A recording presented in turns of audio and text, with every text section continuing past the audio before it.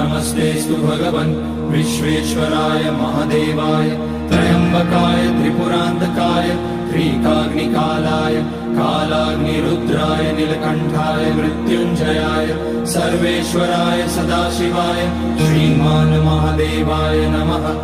ॐ नमः शम्भवाय च मयोभवाय च नमः शङ्कराय च मयस्कराय च नमः शिवाय च शिवतराय च।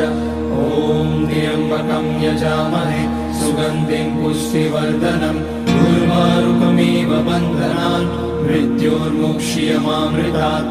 नागेन्द्रहाराय त्रिलोचनाय भस्माकराय महेश्वराय नित्याय शुद्धाय दिगम्बराय तस्मै नकाराय नमः शिवाय।